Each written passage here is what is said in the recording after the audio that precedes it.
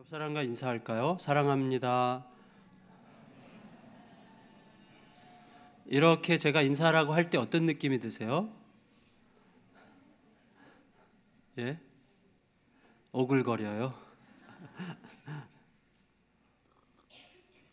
혹은 기분 나쁘지 않으실지 모르겠어요. 너무 이제 이 인사 시간이 형식적인 인사가잖아요. 그렇지만 이 시간에도 여러분 옆 사람에게 사랑한다고 이야기할까요? 라고 제 말을 할 때 진심을 담아서 인사한다면 그 사람 속에는 뭔가가 시작된 겁니다. 저는 하나님의 말씀이 우리에게 그렇다고 생각해요. 하나님의 말씀은 늘 우리에게 전해지고 있고 하나님의 말씀은 선포되고 있고 우리에게 읽혀지고 있고 들려지고 있지만 어떤 사람에게는 하나님의 말씀이 들려지고 있구나라고 들리지만 어떤 사람에게는 그게 내 마음속에서 그래 맞아 그렇게 할 거야가 될 수 있는 거예요. 사실은 제가 옆 사람과 인사합시다라는 말과 우리가 듣는 하나님의 말씀이라고 생각하는 것과 차이가 그렇게 크지 않다고 저는 생각해요. 네, 지금도 우리가 하나님의 말씀을 앞에 놓고 저와 여러분이 함께 말씀 앞에 있는 것인데 이 말씀이 우리 각자에게 어떻게 와 닿고 내 마음속에서 어떻게 작동하느냐에 따라서 우리의 삶은 이전과 이후로 갈라지는 터닝 포인트를 맞이하게 되는 거예요. 제가 그동안 계속 드렸던 말씀을 마치 요약하고 정리하면서 오늘 이 말씀을 여러분과 함께 나누려고 합니다. 오늘 굉장히 아주 단순한 주제를 가지고 말씀을 나누려고 해요. 그리고 오늘 본문의 뒷부분과 더불어 다음 주에 좀 더 자세하게 말씀을 나누려고 합니다. 오늘 본문은요, 예수님께서 이제 드디어 예루살렘으로 들어가시는 첫 장면이에요. 예루살렘으로 들어가시기 전 어떤 느낌이에요? 제가 2주 전에 우리 제자반 졸업여행 가기 전에 번개팅이라고 했어요. 그래서 에버랜드 야간 개장을 갔다 왔어요. 주일날 밤에 가서 이제 T 익스프레스라는 것을 타려는 마음으로 갔지만 감히 거기까지 못 가고 그 전에 이제 어린이 청룡 열차를 같이 탔어요. 근데 어린이 청룡 열차가 이렇게 어린이 청룡 열차라도 착착착착착착착착 이렇게 올라가는 거 한참 올라가더라고요. 얘가 밖에서 볼 때는 별거 아닌데 직접 타고 올라가니까 꽤 높이 올라가는 거예요. 여러분 그런 느낌 아세요? 밖에서 사람들 탈 때는 뭐 타는구나 저 정도야 뭐 그랬는데 이렇게 실제로 타서 올라가는 게 말씀과 함께 가는 게 바로 이거예요, 여러분. 말씀대로 사는 사람을 보면 말씀대로 사는구나 그렇지만 내가 말씀을 붙들고 살려고 하면 이 비슷한 거예요. 착착착 올라가기 내려가기 직전까지 이게 막 불안하고 떨리고 제일 많이 드는 생각이 뭐죠? 내가 왜 탔지? 이거 내가 왜 탔을까? 그 생각이 드는 거예요. 이게 착착착 올라가는 그런 마음이 드는 거죠. 여러분, 예수님께서 그 예루살렘으로 들어가신다는 건 우리가 생각하는 것, 그 예수님 외에 다른 모든 사람들이 생각하는 것과는 완전히 다른 의미예요. 예수님 지금 죽으러 가시는 거예요. 죽음의 문턱까지 가셨어요. 이제 확 내려가는 순간 못이 박히고 피가 흘려지고 햇빛에 온 살이 타면서 헐떡이다가 세상을 떠나는, 이건 단순히 육체적인 면이지만 이제 영원한 아버지와의 영원토록 떼어질 수 없는 생명적 관계가 깨뜨려지고 하나님과의 관계가 부서지는 어떤 우리가 생각할 수 없는 상상할 수 없는 고통의 시간 안으로 지금 예수님이 착착착착 가시는 거죠. 예루살렘으로 이제 거의 도착하시는 이 순간이에요. 그때 저는 오늘 본문이 이제 출입문 역할을 하는 거예요. 이제 드디어 우리가 잘 아는 종려주일 이제 시작되는 말씀이죠. 호산나 호산나 노래 부르는 바로 그 장면에서 저에겐 뜬금없이 신데렐라가 생각이 났어요. 이 본문을 묵상하다가 신데렐라가 딱 떠올랐어요. 신데렐라 이야기를 한번 생각해 보세요. 온 나라가 아주 떠들썩하게 잔치가 벌어집니다. 그리고 그 땅의 모든 소녀들이 아주 설레이는 마음으로 옷을 맞춰 입고 또 이제 막 시끌벅적하게 뭐 엄마랑 막 옷 이것 줘 저것 줘 나 왜 옷이 이거밖에 없어 막 그러면서 막 각 집안에서 막 떠드는 거 아니겠어요? 우리 제자반 졸업여행 갔는데 날씨가 가다가 이제 갰어요. 그러니까 성도들이 다 이야기를 해요.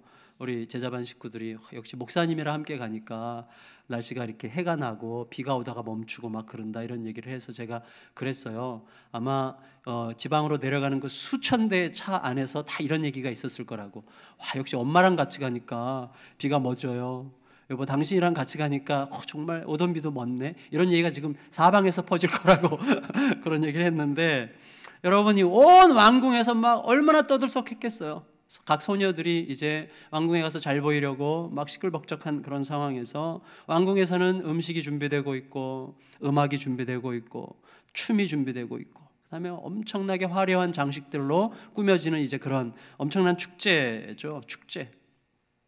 이 축제라는 것은 모든 사람들의 마음속에 어떤 기대감을 주는 거예요. 그래서 모든 사람의 마음속에 뭘 일으키는가 하면 뭔가 좋은 일이 나에게 일어날 것만 같은 어떤 막연한 기대감이 여기서 꼬물거리게 하는 거. 이게 축제죠. 축제는 뭔지 왠지 모르게 설레요. 별거 없어요. 그냥 좀 음식 냄새 맡다가 좀 먹다가 금방 배부르다가 그다음에 집에 오는 건데 사실은 축제는 뭔가가 있을 것 같은 거예요. 뭔가가 있을 것.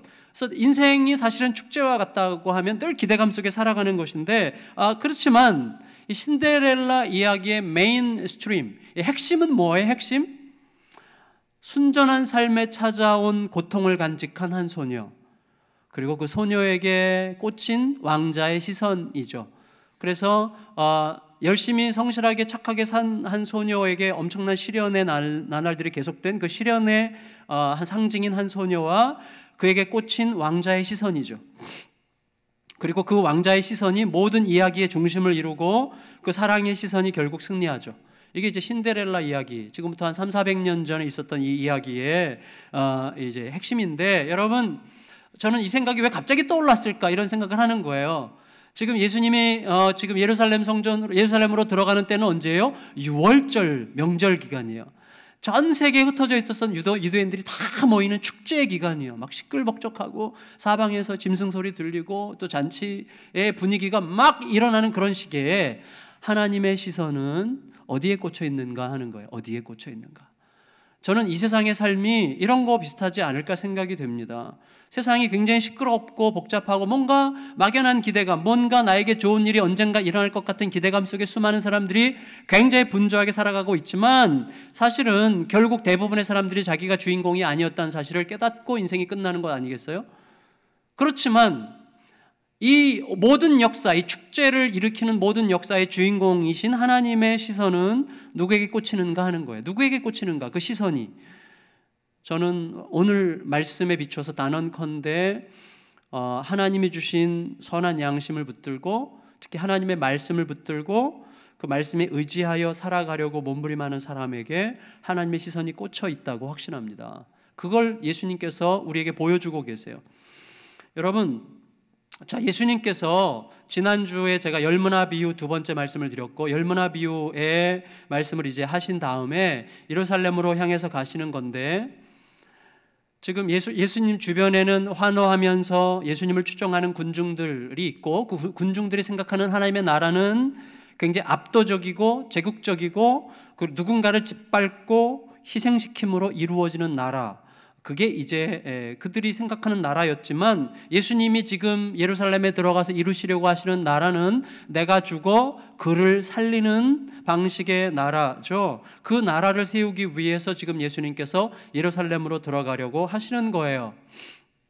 이 기가 막힌 이야기예요. 사실은 생각할수록 이 쟁쟁한 세상, 엄청난 경쟁에 칼과 칼이 부딪히는 쨍쨍거리는 소리로 가득한 세상, 그래서 너도 나도 뒤처지지 않기 위해서 온 힘을 다해서 달려가고 있는 세상 한가운데서 지는 방식으로, 죽는 방식으로, 내려놓는 방식으로 살아가는 이 이상한 길을 예수님께서 걸어가시면서 이게 세상의 질병을 향한 나의 처방이다, 이렇게 내놓으시는 거란 말이죠. 대부분의 사람들이 이해할 수 없는 이제 그 길을 가시려고 하시는 것인데, 가시되 예수님이 앞서서 가세요. 앞서서. 28절 읽겠습니다. 28절 시작. 예수께서 이 말씀을 하시고, 여러분, 예수님께서 앞서서 가시는 이유는, 자, 누가가 볼 때 예수님께서 제자들 다른 사람들보다 몇 발자국 앞서서 걸어가셨기 때문에 앞서서 가셨다고 표현한 것일 수도 있겠지만, 사실은 좀 더 근본적인 의미겠죠. 예수님께서 앞장서 가실 수밖에 없는 거죠. 왜냐하면 지금 둘러서 있는 모든 사람들이 생각하는 나라와 예수님이 생각하는 나라가 다르죠. 그 나라가 이 땅에 임하는 방식이 다르죠. 그러니까 예수님께서 다른 사람들과 생각하는 다른 나라를 이루실 자는 예수님밖에 없기 때문에, 그 나라는 예수님을 통해서만 이루어질 나라이기 때문에 예수님께서 앞장서 가실 수밖에 없는 거예요. 이 세상에 존재하는 어느 누구도 그 나라를 이룰 자가 없어요. 여러분, 설령 살아가는 사람들 중에서, 우리들 중에도, 예수님 안 믿는 사람들 중에서도, 하나님 말씀을 모르는 사람들 중에서도 내 희생이라고 하는 가치가 얼마나 귀한지를 아는 분들이 계세요. 성인들 중에, 위인들 중에 많이 있어요. 그래서 자기 희생이라고 하는, 심지어 자기 죽음의 희생을 통해서 누군가를 살리는 것의 고귀함과 아름다움을 이미 알고 있는 분들이 있습니다. 그런데 그들이 그렇게 해서 죽음의 아름다움을 나타냈다고 할지라도 그의 죽음은 결국 무엇예요? 태생적으로 자기가 가지고 태어난 자기가 감당해야 될 형량에 대한 결과일 뿐이죠. 우리 모두는 태어나면서 죽음으로 향하여 가는 존재들이기 때문에 태생적으로 죽음의 무게에 걸맞는 죄의 어떤 무게를 갖고 태어났기 때문에 우리들은 모두가 다 죽는 건데, 죽는 이유가 뭐라고요? 죽는 이유가 태생적인 자기 형량의 값을 치르는 것뿐이에요. 어떤 죽음도, 이 세상에 어떤 죽음도 대속적 죽음일 수 없어요. 누군가의 죽음을 대신하여 그의 죽음을 생명으로 면제시켜주는, 생명으로 바뀌게 하는 죽음을, 이런 죽음, 이 대속적 죽음을 죽을 수 있는 사람은 아무도 없는 것이죠. 오직 예수님만이 그 죽음을 죽으실 수 있기 때문에 예수님은 죽음의 자리인 예루살렘을 향해서 앞서서 이제 가시는 거죠. 이제 예루살렘에 가시면 예수님은 죽임당하실 것이에요. 그리고 사흘 후에 부활하셔서 영원한 왕권을 받기 위해서 하나님 아버지께로 올라가실 거예요. 그리고 다시 오실 때까지 이 땅에 있는 자기 종들에게, 우리들에게, 저와 여러분들에게 이제 어떤 임무를 맡겨주시는데, 그 임무가 뭡니까? 장사해라. 그 임무죠. 장사해라. 그게 열무나 비유 때 제가 말씀드린 내용이요. 장사 잘해라 하시는 거예요. 근데 우리의 장사의 조건이 그렇게 녹록하지 않다고 말씀드렸어요. 예수께서 이루신 십자가의 구원을 모순덩어리라고 생각하는 세상에서, 십자가의 방식을 미련하고 경멸스럽고 우스꽝스럽다고 생각하는 세상 한가운데서 그 십자가를 친히 지신 예수님을 신뢰하는 방식으로, 그 예수님의 말씀이 진짜라는 것을 확고하게 믿는 표현을 계속하면서 살아가는 장사를 해야 되는 게 우리들의 삶이죠. 그래서 지난주에도 여러분 그 장사하다가 오신 거예요. 그 장사하다가 계속 속으로 부대끼면서 꼭 이래야 되나? 나 괜히 예수 믿었어. 그래서 괜히 예수 믿어가지고 이렇게 또 참아야 돼? 굉장히 힘든 장사죠. 힘든 장사. 그래서 예수 그리스도를 거부하는 세상 한가운데서 예수 그리스도를 신뢰하는 방식으로 살아가면서 행하는 장사를 우리가 계속 해나가고 있는 거예요. 생각할수록 인생은 결국 장사다, 이런 생각을 하게 돼요. 인생은 장사다.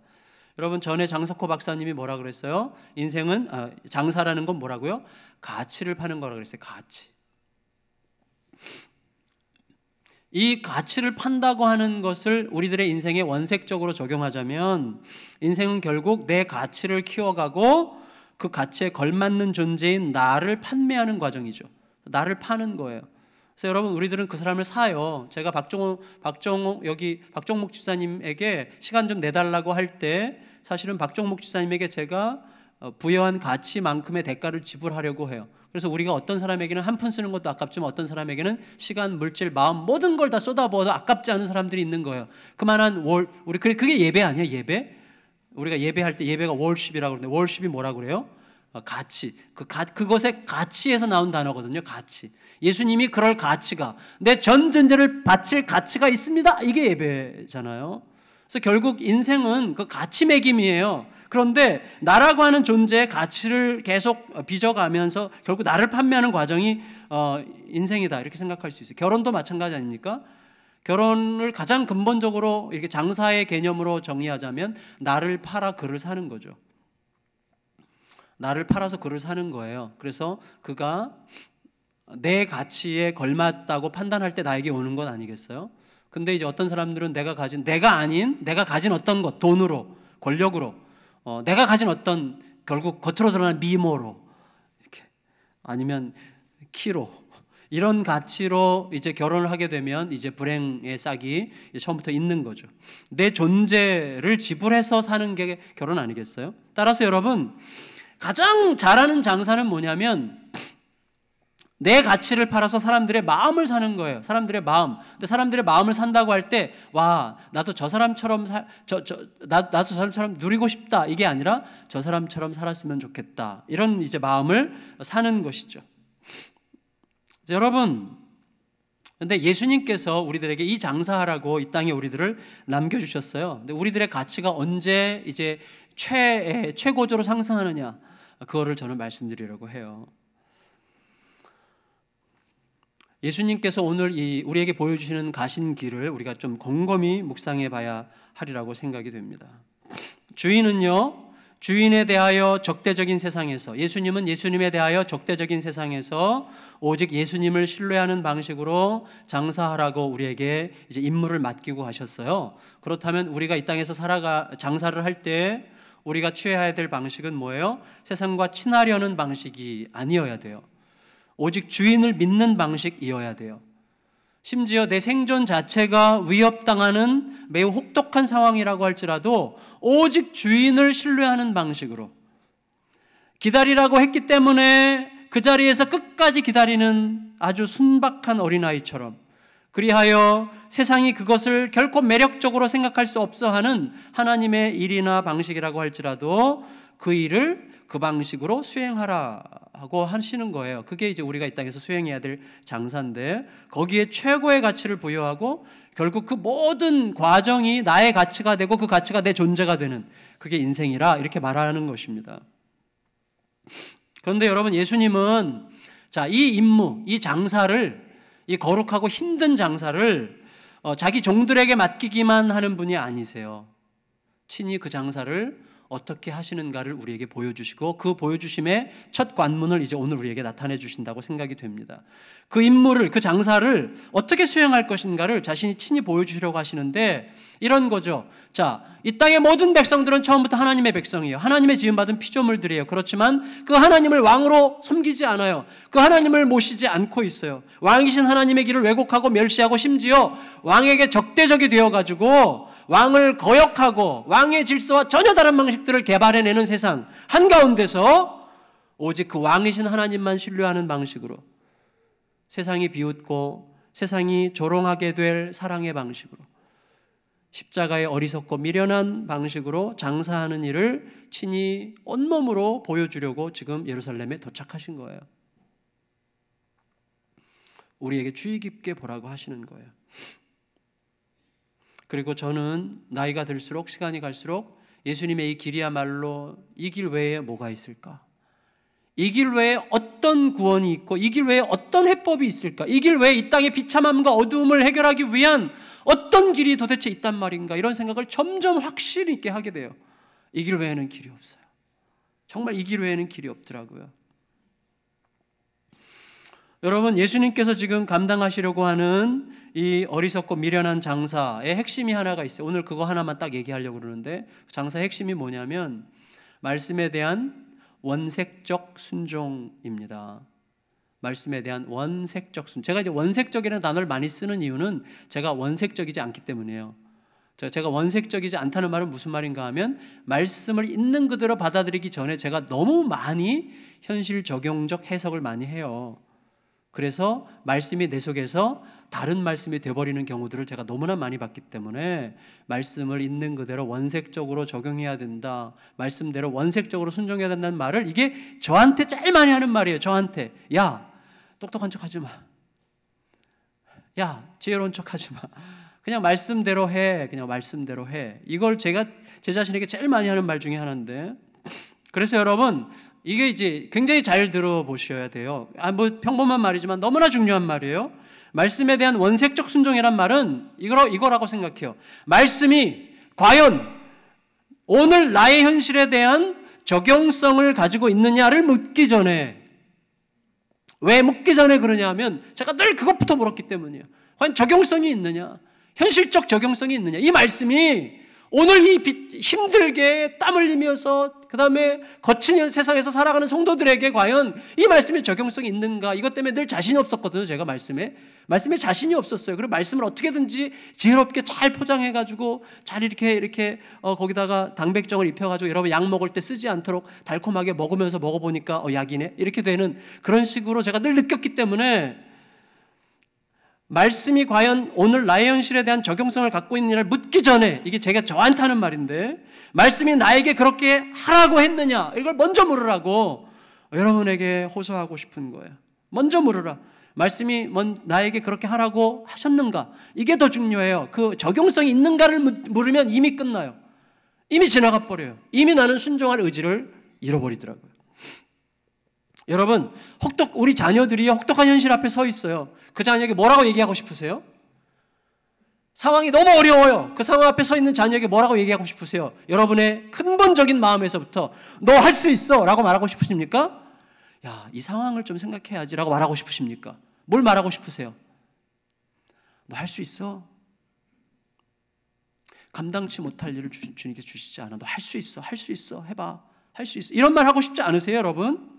마찬가지예요. 여러분, 말씀이 과연 현실을 감당해낼 수 있겠는가? 이렇게 의심 섞인 불안을 쏟아내는 게 아니라 세상을 창조한 것도 말씀이고 세상을 다스리고 있는 것도 말씀이라는 사실을 기억하면서 하나님의 말씀이 현실을 주도할 거라고 선언하는 거예요. 그래서 말씀하셨느냐가 중요한 것이지 적용성이 있느냐 하는 것은 2차적인 거예요. 말씀대로 했을 때 과연 현실이 받아들여 줄 것인가? 말씀대로 했을 때 사람들이 어떻게 생각할 것인가? 말씀대로 했을 때 과연 나는 살아남을 수 있겠는가? 말씀에 대한 순종이 과연 내 삶을 보장해 줄 것인가? 여러분, 굉장히 중요한 질문들이에요. 그리고 할 법한 질문들이고 정말 애절한 질문들 아닙니까? 그럼에도 불구하고 이 질문에는 소용돌이가 있다는 것을 제가 알게 됐어요. 소용돌이. 순종의 의지를 갉아먹는 소용돌이가 있어요, 이 안에. 계속 그 질문 속에 들어가면서 저는 더 이상 순종하지 않을 수 있는 굉장히 지혜로운 길들을 다 찾고 있더라고요. 우리들이 할 법한 질문이고 할 수밖에 없는 질문이고, 왜? 우리가 연약하기 때문에. 그럼에도 불구하고 소용돌이에 빠지지 않도록 대단히 주의해야 되더라고요. 여러분, 그런 질문들을 하고 싶은 마음이 철석같이 일어나는 상황에서도 그 질문에 대하여 잠시 입을 닫고 하나님께서 나에게 원하시는 것이 무엇인가? 내가 아니라 하나님을 중심으로 하여 살아간다는 것은 무엇인가? 나의 삶의 중심성을 나로부터 하나님께로 옮겼다고 할 때 그 삶은 지금 나에게 어떤 선택을 요구하고 있는가? 하나님께서 나에게 과연 그렇게 하라고 하셨는가에 대해서 계속해서 집중하는 것. 이게 말씀에 대한 원색적 순종이라고 할 수 있겠어요. 여러분, 이제 보세요. 예수님은 갈릴리에서부터요 예루살렘까지 오셨는데, 갈릴리에서 예루살렘 바로 밑에 있는 사해 바다까지 직선 거리가 110km 정도라고 해요. 그러면 이제 산길, 들길 이렇게 건너면 한 150km 이상 예수님께서 걸어오셨어요. 그리고 이제 예루살렘 성까지 불과 2km 남짓, 한 1.6km 정도 남았다고 학자들이 생각하는데 2km 남짓한 거리만 남겨두고 있는데 갑자기 멈춰 서셨어요. 멈추셔서 야, 새끼 낙이 좀 어디서 가져와라. 이게 여기서 낙이 새끼라고 그랬는데 제가 이게 어감이 저는 싫어서 말을 바꿨어요. 새끼가 좀 앞에 나오면 새끼 낙이, 새끼 강아지. 귀여운데 강아지 새끼. 그럼 좀 약간 욕하는 느낌이 들어가지고. 자, 예수님께서 갑자기 새끼 나귀를 어디 가서 가져오라고 그러셨어요. 왜? 다리가 아파서일까? 다리가 아파서는 아니겠죠. 지금 백수십 킬로미터를 걸어오셨는데 불과 2km 남겨두고 새끼 나귀를 타시겠어요? 그게 아니죠. 우리가 그 이유가 뭔지를 금방 알고 있어요. 뭐예요? 이거예요. 여러분, 이거 잘 생각하셔야 됩니다. 예수님은요 내내 생각하셨어요. 내가 예루살렘에 가면 제일 처음에 어느 지점쯤 가면 새끼 나귀를 타고 가야 돼 라고 생각하셨어요. 왜냐하면 500년 전 스가랴라고 하는 선지자가 앞으로 메시아 왕이 오실 텐데 그는 겸손하여 새끼 나귀를 타고 들어가실 거다라고 예언한 그 말씀이 예수님 자신에게 적용되어야만 할 말씀이라고 확신하고 그 말씀 붙들고 거기까지 가신 거예요. 근데 사실은 그렇게 하거나 안 하거나 그렇게 중요하지 않아. 그렇게 하셔도 그분은 십자가 지실 거고 안 하셔도 십자가를 지실 거예요. 그렇게 뭐가 그렇게 중요합니까? 사람들이 다 아는데. 근데 그 말씀을 문자적으로 지키는 게 뭐가 그렇게 중요해요? 근데 예수님은 하시는 거예요. 여러분, 새끼 나귀를 타든 안 타든 그게 뭐 그렇게 중요합니까? 그 문자적으로 적용을 꼭 해야 됩니까? 예수님 하시는 거예요. 어느 정도인 줄 아세요? 누가복음 22장에 보면 예수님께서 이제 겟세마네 동산에 올라가서 체포되시는데 그 전에 제자들에게 이제 이렇게 말씀하세요. 물론 겟세마네 동산 올라가셔서 예수님께서 하시는 말씀이 있어요. 그게 뭐냐면 겟세마네 동산에서 체포되시는 상황에서 예수님께서 제자들에게 뭐라고 말씀하셨어요? 야, 너희들 칼 들지 마. 칼로 일어선 자는 칼로 망한다. 이렇게 말씀하셨어요. 그렇죠? 그렇게 조금 있으면 말씀하실 그 예수님께서 겟세마네 동산 올라가기 직전에 제자들에게 뭐라고 말씀하시는지 아세요? 너네들 칼 사. 그러셨어요. 너무나 웃기지 않아요? 내일 칼 사라. 칼이 없으면 옷 팔아서라도 칼 사. 그 말씀 여러분 안 읽어보셨어요? 성경을? 통독해 보신 적이 없어서 그럴 거예요, 아마도. 여러분, 그 말씀 있습니다. 칼 없는 자는 니네 겉옷을 팔아서라도 칼 사. 그러셨어요. 근데 그 이유가 뭔지 아세요? 이유를 예수님께 설명하세요. 이는 내가, 메시아가 강도들, 불법자들의 동료라고 알려질 것이라고 성경에 예언되어 있기 때문이야. 그래서 그 예언대로 이루기 위하여 내가 너희에게 칼을 준비하라고 하는 거다라고 말씀하셨단 말이에요. 얼마나 유치해요. 얼마나 순진해요. 근데 저는 이 유치함과 순진함 속에서 비범한 능력과 무서울 만큼의 깊은 힘을 느끼게 되는 거예요. 저는요, 제가 한때 너무나 세련되게 예수님 믿으려고 발버둥했기 때문에 그 세련되게 믿으려고 하는 태도가 얼마나 가짜는지를 이제 느끼게 되는 거예요. 똑똑한 척하면서, 지혜로운 척하면서, 객관적인 척하면서, 하나님도 상대화시키면서 내 머릿속에 넣어놓고 계산하고 판단하면서 믿으려고 했던 내가 얼마나 미련하고 바보스러웠는지를 깨달았기 때문에 원색적 순종이라는 단어를 의도적으로 쓰는 것입니다. 예수님이 어떤 길을 가셨는데요? 예수님은 굳이 그렇게 안 하셔도 돼요. 예수님은 그렇게 안 하셔도 강도 옆에 달리셔서 강도 중에 하나로 그렇게 모함받아서 돌아가실 거예요. 그렇게 안 하셔도 돼요. 근데 예수님은 굳이 그렇게 하세요.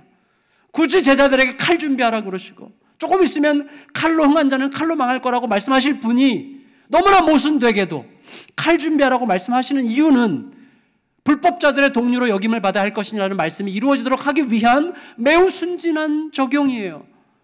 그리고 지금은 또 새끼 나귀를 타고 들어가게 될 것이라는 500년 전 예언의 말씀이 자기를 통해서 문자적으로 이루어지도록 하시기 위해서 지금 이렇게 순종해 가시는 예수님의 모습 앞에 뭘 느끼세요, 여러분? 우리 너무 지혜롭지 않습니까? 우리 너무 똑똑하지 않습니까? 너무 머릿속에서 너무 빨리 굴리는 거 아니에요, 우리들? 예수님이 이렇게 순박하게 실천하시는데, 이렇게 순박하게 예수님의 하나님의 말씀 앞에 서시는데, 우리는 너무 지혜롭게, 굉장히 고상한 척하면서, 굉장히 똑똑한 척하면서 우리 하나님의 말씀을 갖고 놀지 않습니까? 저는 예수님의 이 단순하고 순박하고 심지어 유치해 보이는 모습에서 말할 수 없이 강력한 힘을 느끼고 있습니다. 여러분, 예수님께서 500년 전 선포된 스가랴 선지자의 말씀대로 새끼 나귀를 타야 된다는 말씀에 순종하실 수 있었던 이유는 뭐예요? 순종하실 수 있었던 힘은 그 순종의 행위가 지금 자기에게 환호하면서 호위하고 있는 군중들에게 어떻게 비춰질 것인지를 생각하지 않고 있으세요. 그 사람들에게 어떤 반향을 일으킬 것인지를 생각하지 않고 있으세요. 자기를 비난하는 사람들이 얼마나 유치하게 볼 것인지에 대해서 전혀 생각하지 않고 계세요. 이런 나의 태도가 사람들에게 어떻게 평가될 것인지에 대해서 전혀 생각하지 않고 계세요. 그냥 하나님의 말씀이기 때문에 순종하는 것이고, 동시에 그렇게 주의 말씀대로 실천하고 순종하게 될 때 하나님은 반드시 그 말씀의 순종에 합당하게 일하실 것이라고 확고하게 믿고 있기 때문에 순종하시는 거예요. 저는 그렇게 살고 싶습니다. 정말 사람들이 유치하다고 그래도, 사람들이 미련하다고 그래도, 사람들이 멍청하다고 그래도 그렇게 살고 싶어요. 사실은 아무리 제가 그렇게 살고 싶다고 해도 저는 그 정도로 못 살 거예요, 아마도. 너무 못 살아요. 저는 여전히 자존심이 세고 여전히 사람들의 눈치를 저 안 보는 척하면서 보고 그러기 때문에.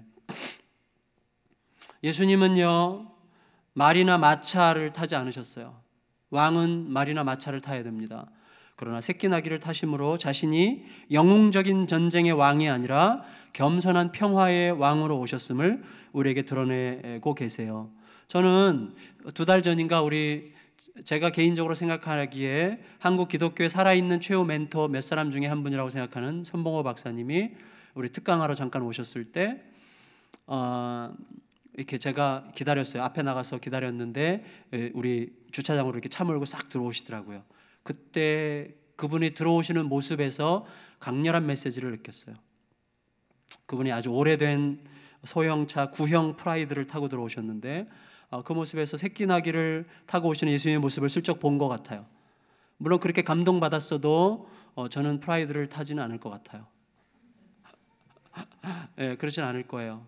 아마 왜냐하면 제가 프라이드를 타는 순간 우리 모든 교육자들도 차를 바꿔야 될 거기 때문에 그렇게 하지 않을 거예요. 근데 중요한 건 뭐냐면 그의 정신이고 자세죠. 정신이고 자세. 여러분, 제자들의 입장에서 새끼 나귀를 풀어오라고 하는 예수님의 명령은 상당히 뜬금없는 짓이었습니다. 저는 오래전에 이 말씀을 읽을 때마다 생각했어요. 와, 예수님은 맞은편 마을에 한 번도 멍에를 매보지 않은 새끼 나귀가 있는 것을 어떻게 하셨지?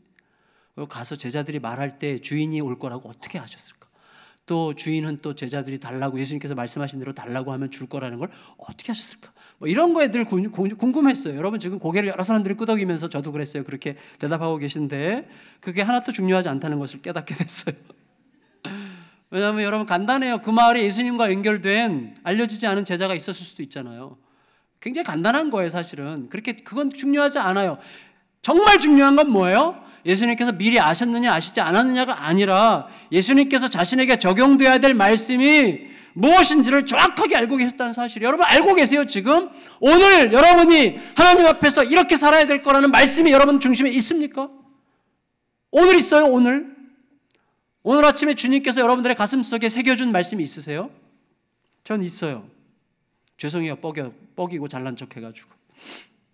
설교자가 이렇게 있어야지 또 이렇게 목에 핏대를 세우고 말하죠. 저 있습니다. 매일 아침 있습니다. 말씀이 있어도 넘어져요. 그렇지만 넘어져도 그 말씀 때문에 빨리 일어납니다. 말씀이 있어도 실수합니다. 그렇지만 그 말씀 때문에 빨리 미안하다고 말할 수 있어요. 말씀이 있어도 제가 화를 내요. 그렇지만 그 말씀 때문에 빨리 무릎을 꿇어요. 말씀이 있어야 돼요. 말씀. 예수님은 그걸 알고 계셨어요. 자신에게 적용돼야 될 말씀이 무엇인지를 정확하게 알고 계셨고, 동시에 예수님은 그것에 매우 단순하게 순종하고 계시는데, 중요한 것은 무엇입니까? 그 말씀과 그 말씀에 대한 단순한 순종에 따라서 모든 상황이 진행된다는 거예요. 희한해요. 여러분, 정말 놀라울 정도입니다. 세상 역사가 그렇게 진행되어 왔어요. 여러분, 태초에 뭐가 있었어요? 말씀이 있었어요. 그 말씀이 명령한 명령에 순종해서 세상 만물이 창조됐어요. 여러분, 그게 세상의 태초의 태생적 본질이에요. 우리가 살고 있는 세상의 태생적 본질이라니까요. 그게 역사예요. 그러니 우리들의 삶에서 말씀이 있고 말씀에 대한 원색적 순종이 있으면 그 다음에 역사가 있는 거예요. 여러분, 이거를 너무 복잡하게 그리고 너무 미묘하게 가지고 가시지 않았으면 좋겠어요. 예, 우리의 복잡함을 모르지 않지만 우리들의 생각의 복잡한, 현실의 복잡함, 상황의 미묘함, 답 없는 현실에 대한 안타까움, 이런 걸 모르지 않습니다. 그럼에도 불구하고 그래서 이렇게 질문하는 거예요. 제가 제 자신과 싸운 얘기가 뭔지 아세요? 자, 말씀을 제가 해석해요. 현실에 적합하게. 이거 굉장히 중요한 작업이에요. 그런데 그렇게 하다 보니까 순종하지 않는 저를 늘 발견하는 거예요. 순종하지 않는 저를. 그래서 말씀에 원색적으로 순종하는 게 이것보다 더 낫다는 판단을 한 이유는 뭐냐면, 그렇게 말씀하신 하나님께서 살아계시고 그 하나님은 지금 나의 삶에 개입하고 계시고 그 하나님은 성령을 통하여 내 생각을 언제든지 교정시켜 주실 수 있는 하나님이라는 사실을 믿기 때문에 원색적 순종이 더 낫다고 판단하는 것입니다. 아멘. 그게 중요해요, 여러분.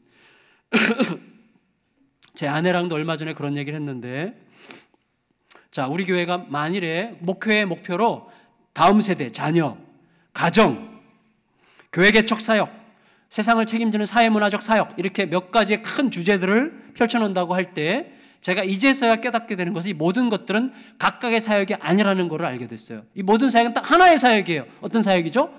말씀 사역이에요. 왜냐하면 말씀이 그렇게 하라고 해서 하는 사역이 아니라면 그건 하나님의 사회 사업이 아닙니다.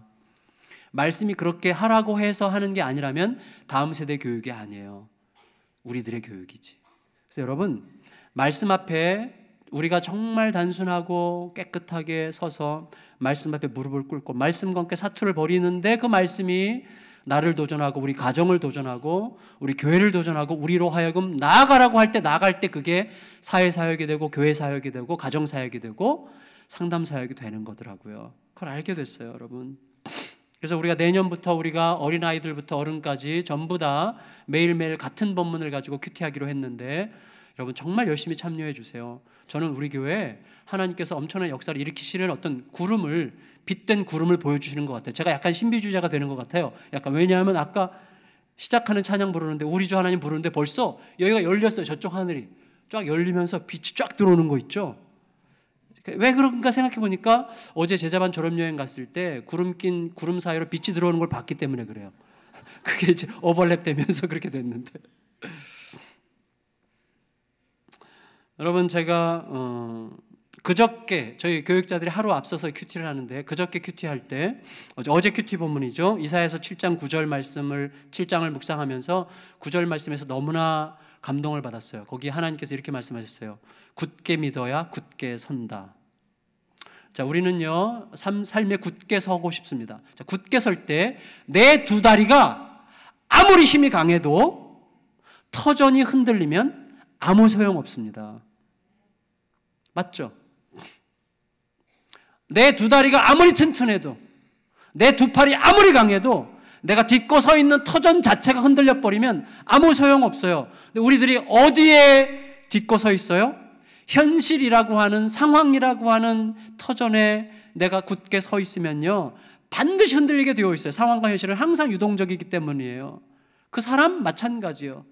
이 상황이 어떤 상황인가 하면 아하스 왕이 저 북쪽 아수르를 의지해서 자기 공격자들을 처단했어요. 그래서 자기 전략대로 성공했어요. 그런데 불안한 거예요. 여러분 아하스 왕이 자기 전략대로 강한 나라를 동원해가지고 자기를 공격해오는 두 나라를 쳤어요. 그리고 이겼어요. 근데 불안해. 당연하죠. 그래서 주님께서 이 말씀하신 거예요. 굳게 믿지 않으면 굳게 서지 못하리라. 무슨 말이죠? 너는 지금 굳게 서 있지 않다. 너의 터전 자체가 흔들리는 터전이다. 왜? 조금 있으면 아하스 왕이 의지했던 아수르가 유다를 삼킬 거예요. 현실은 그런 거예요. 나에게 엄청난 의지가 되었던 터전이 결국 나를 삼키는 터전이 되는 것입니다. 그게 현실이에요. 그게 사람이에요. 사람을 믿지 말라는 게 아니라, 물론 사람은 믿음의 대상이 아니죠. 우리가 늘 하는 말, 사람은 믿음의 대상이 아니라 무슨 대상이라고요? 예, 사랑의 대상이라 그러는데 멋있게 만들었지만 사실은 안타까운 말이죠. 근데 어쨌거나 여러분, 하나님이 이 말씀 주시는 이유는 뭡니까? 내가 너에게 보내는 말씀 위에 서라, 그 말이에요. 말씀 위에 서라. 말씀 위에 서지 않으면 너는 굳게 믿을 수 없고 그리하여 너는 굳게 설 수 없으리라. 결코 굳게 설 수 없으리라. 여러분, 제가 성도들에게 가끔 이렇게 물을 때가 있어요. 요즘 어떠세요? 요즘 마음이 좀 어떠세요? 그러면 목사님 너무나 행복하고 너무나 평안해요. 근데 불안해요. 이렇게 말하는 대답을 가끔 들어요. 너무나 행복하고 편안한데 불안해. 왜 불안하죠? 이 행복과 평안이 언제 날아갈지 모르기 때문에 불안하다는 거예요. 맞는 얘기예요. 솔직한 얘기예요. 고마운 얘기죠. 솔직하게 말해줘서. 터전 문제, 결국 터전 문제. 터전. 나의 행복과 나의 평안과 내 마음에 있는 이 위로가 어디서부터 오느냐가 중요해요. 여러분, 지금 전쟁의 한가운데서도, 물론 과장하자면 전쟁터 한가운데서도 평안을 누릴 수 있는 평안이면 진짜 평안이죠. 제가 이야기해요. 우리 청년들이 저에게 고민을 얘기할 때 비전 얘기를 막 해요. 근데 비전이 하나님께서 분명히 주신 비전 맞는데 지금 엄청나게 흔들리고 있다고. 그러면 그 주님이 주신 비전인지 다시 한번 생각해봐. 주님이 주시는 비전은요, 목숨보다 강합니다. 진짜 목숨보다 강해요. 주님이 주신 비전은 그게 터전이에요. 목숨의 위협이 와도 흔들리지 않게 되는 터전. 굳게 믿으면 굳게 서리라. 따라해 보시죠. 굳게 믿으면 굳게 서리라. 분명한 터전 위에 서시기를 주님의 이름으로 축복합니다. 예수님은요, 말씀을 자신에게 적용하셔서 말씀 그대로 새끼 나기 위해 올라타셨어요. 너무나 희극적인 모습이에요. 그렇지만 예수님은 그대로 하세요. 왜? 말씀하셨기 때문에 하나님께서. 그리고 예수님께서 이제 새끼 나귀 탑승 행렬이 이제 시작될 때 두 가지 퍼포먼스가 진행이 되는데, 하나는 이제 둘러선 사람들이 자기 옷을 벗어서 나귀 위에 걸치고 예수님 가시는 길에 펼치고, 두 번째 퍼포먼스는 노래를 부릅니다. 막 노래를 부르는데 시편 말씀을 인용해 가지고 그걸 왕의 노래로 가사를 개사해 가지고 예수님을 노래하는 거예요. 막 왕이신 하늘에는 영광, 지극히 높은 곳에는 뭐 평화, 뭐 이런 식으로 노래를 하는 거죠. 그들이 어떤 의미로 불렀는지 모르겠지만 그 평화와 영광이 어떤 방식으로 임할 것인지도 몰랐지만 그들의 노래는 결국 아주 걸맞는 노래였어요. 자, 이제 말씀을 마치겠는데 예수님을 경계하는 사람들의 입장에서 보면 예수님의 이 모습이 좀 예측할 수 없는 정치적인 행보였어요. 그러니까 정치적인 사람은 모든 사람의 행동을 정치적으로 봐요. 자기가 정치적이기 때문에 다른 사람들도 항상 저렇게 계산적이고 정치적일 거라고 생각하면서 자기 함정에 스스로 빠지는데, 예수님을 바라보는 바리새인들은 정치적이었기 때문에 예수님의 행보를 보면서 저게 뭐지? 이렇게 이상해, 이게 뭘까? 이렇게 굉장히 의아했어요. 왜냐하면 지금 예수님은 모든 군중들의 영웅이거든요. 모든 군중의 영웅, 굉장한 영웅이 되고 있는 상황에서 갑자기 새끼나귀를 타고 아주 이렇게 종종걸음으로 굉장히 아주 우스꽝스럽게 지금 이렇게, 여러분 새끼나귀가 타면 말을 탈 때 말이 이렇게 출렁출렁해야지 권위가 있지, 새끼나귀를 타면 걸음이 이렇게 되는 거 아니에요? 그러니까 사실 철랑거리는 모습인데, 근데 예수님은 그렇게 가시는 거예요. 왜 그랬을까? 어쩌면 교황의 소형차 탑승이 세간의 화제가 됐던 적이 있는데, 그런 것처럼 아마 이 사람들은 이렇게 생각했을 것 같아요. 야, 예수께서 새끼나귀를 타는 걸 통해서, 이 예수라는 자가 새끼나귀를 타는 걸 통해서 뭘 노리는 거지? 물론 교황이 뭘 노렸다는 뜻이 아니에요. 이 사람이 서민들의 영웅이라고 하는 그 이미지를 굳히려고 하는가? 뭐 이렇게 생각했고, 이제 예수님에 대한 일단 라이벌 의식을 느끼면서 예수님을 경계하고 있기 때문에 사람들이 부르는 노랫말 소리가 너무나 거슬렸어요. 예수님을 왕이라고 부르고 있기 때문에. 그래서 이들이 이렇게 이야기했어요. 40절 읽고 마치겠습니다. 시작. 대답하여 이르시되 내가 너희에게 말하노니 만일 이 사람들이 침묵하면 돌들이 소리 지르리라 하시니라. 자, 이 말씀 39절 40절은 다음 주에 좀 더 자세하게 묵상할 건데, 예수님은요 지금 이렇게 말씀하시는 셈이에요. 너네들이 이 방식에, 내가 나귀를 타고 들어가는 방식에 세상을 향한 하나님의 해법에 대하여 비난하고 있느냐? 만일에 나의 왕됨에 대하여 너희가 반대한다면 돌들이 소리질러 노래할 것이다. 그 말은 뭡니까? 예수님의 왕되심, 그리고 예수님이 가져오실 평화에 대하여 온 땅의 피조물들이 고대하고 있다고 우리에게 말씀하시는 거죠. 자연 만물도 예수님이 가시는 그 길 외에는 세상의 구원과 회복을 가져올 답이 없다는 사실을 알고 있다고 예수님께서 우리에게 말씀하고 계시는 것입니다. 말씀을 마칠게요. 여러분, 말씀을 붙들고 십자가를 향해 행진하는 그 길 외에는 답이 없더라고요. 저는 자존심 세게 생겼잖아요. 진짜 자존심 센 사람입니다. 저 자존심 건드리면 폭발합니다. 물론 지금은 이제 좀 달라졌는데, 자존심이 상해서 저는 자존심을 내세웠었어요. 억울하고 속상하고 분해서 분노를 폭발시켰었어요. 손해보기 싫어서 이기적인 욕망을 추구했었어요. 그리고 제가 발견한 것은 내 안에서, 그 안에서, 세상 속에서 평화와 공의와 사랑이 신속하게 날아가 버리는 것을 너무나 무수히 봤습니다. 자존심 상해서 자존심 세우고, 억울하고 속상해서 분노를 폭발시키고, 손해보기 싫어서 이기적인 욕망을 추구했을 때 하나님이 주시는 샬롬과 평화가 나로부터 증발해버리는 것을 너무나 신속하게, 너무나 자주 빈번하게 경험을 했습니다. 그래서 가끔씩이라도 자존심이 상할 때 십자가를 붙들었어요. 억울하고 속상할 때 내 자신을 들여다보면서 하나님으로부터 임한 은혜를 붙들었어요. 손해보기 싫은 마음이 들 때 주님이 주실 큰 보화를 생각하며 인내하려고 애를 써봤어요. 그러자 황무한 땅에서 새순이 돋아나듯이 황무한 내 마음에서 생수가 흐르고 새 출발의 싹이 돋는 것을 너무나 명백하게 보기 시작하였습니다. 그래서 그 길 외에는 답이 없다는 것을 알기 시작했고, 이것은 내 마음에서 일어나는 현실뿐만 아니라 이게 역사의 요청이라는 사실을 정말 절실하게 깨닫고 있어요. 우리들의 가정에서도 이건 정확하게 일치한다고 확신합니다. 여러분, 우리 안에, 우리들의 가정 안에, 교회 안에, 세상 안에 주께서 주의 말씀과 함께 임하시기를 축복합니다. 그리고 그 말씀과 함께 온전히 회복하고 능력 있게 시작하게 되기를, 원색적 순종과 함께 주님의 거룩하신 능력과 권능이 우리의 삶을 덮으시는 은혜가 임하시기를 예수님의 이름으로 축복합니다. 우리 다 같이 자리에서 일어나셔서 주보에 있는 찬양, 여호와의 유월절 찬양하겠습니다. 좀 어색한 처음 부르는 찬양이실 텐데 우리 한번 배우면서 찬양 몇 번 부르겠습니다.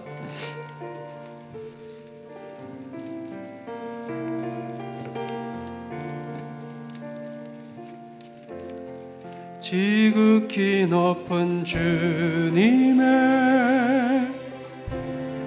나 지성소로 들어갑니다. 세상의 신을 벗고서 주 보좌 앞에 엎드리리. 내 주를 향한 사랑과 그 신뢰가 사그러져 갈 때 하늘로부터 이곳에 장막이 덮이네. 다시 한번 지극히 높은 주님의 지극히 높은 주님의 나 지성소로 들어갑니다. 세상의 신을 벗고서 주 보좌 앞에 엎드리리.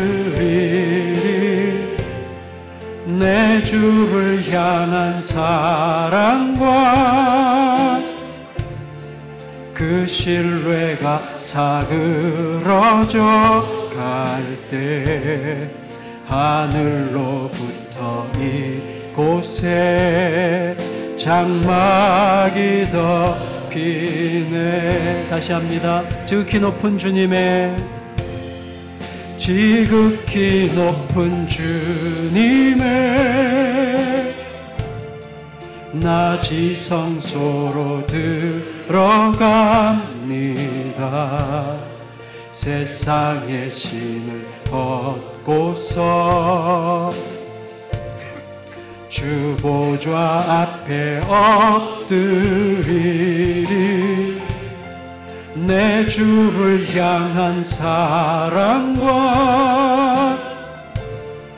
그 신뢰가 사그러져 갈 때 하늘로부터 이곳에 장막이 덮이네. 아멘. 이곳을 덮으소서. 이곳을 덮으소서. 이곳을 비추소서. 내 안에 무너졌던 모든 소망 다 회복하리니 이곳을 지나소서.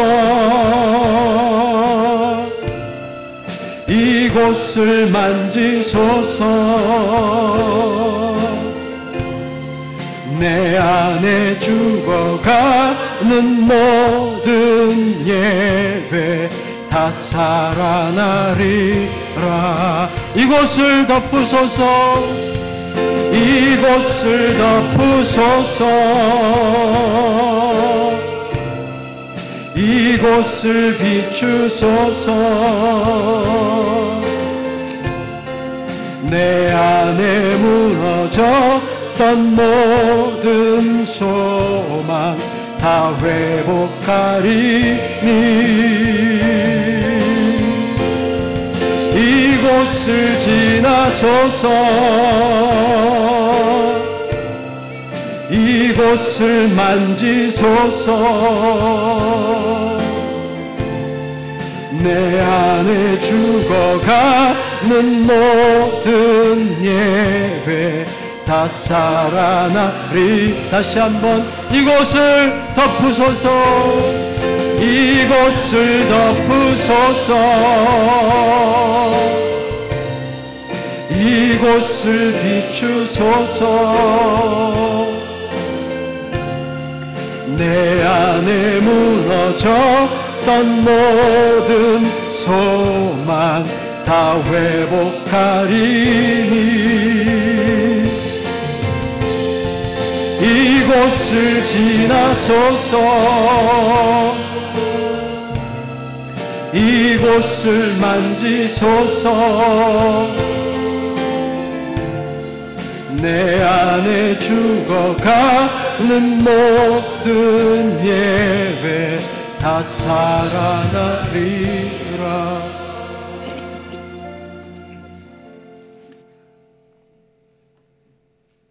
주님, 하나님의 말씀이 세상을 지었는데 세상을 지은 그 말씀이 내 삶은 다룰 수 없을 것이라고 생각하는 이 모순을 우리가 어떻게 받아들여야 합니까? 그런데 우리들은 늘 그 모순 속에 살고 있습니다. 세상을 지으신 그 말씀으로 지금도 우리에게 말씀하고 계시고, 말씀하시는 그 하나님은 살아계시고 역사하고 계시고 성령을 보내어 우리와 함께 하시는데 왜 우리는 그 말씀이 우리의 삶에 그렇게 무능하다고 느낄까요? 말씀을 거역하고 말씀의 질서를 비웃는 세상의 질서가 너무나 강력하게 느껴지기 때문입니다. 주님, 우리가 이 땅을 살아가면서 하나님의 말씀에 대한 신뢰가 이 땅을 향한 두려움보다 더 강해지도록 주여 부디 연약한 우리를 알아주시고 성령이여 우리를 덮어 주시옵소서. 그 은혜로 우리를 사로잡아 주시옵소서. 이번 한 주간 동안 주의 말씀의 생명력이 삶에 대한 모든 두려움을 떨치고 우리로 하여금 일어서게 인도하여 주시옵소서. 주의 말씀과 함께 동행하며 승리하는 한 주간의 삶이 될 수 있도록 매 순간 함께 하실 주님을 찬양합니다. 영광 받아 주시옵소서. 존귀하신 예수님의 이름으로 간절히 기도드리옵나이다. 아멘. 예수 그리스도의 은혜와 하나님의 사랑과 성령의 교통하심이 사랑하는 모든 성도들과 영원토록 함께 하시기를 간절히 축원하옵나이다. 아멘.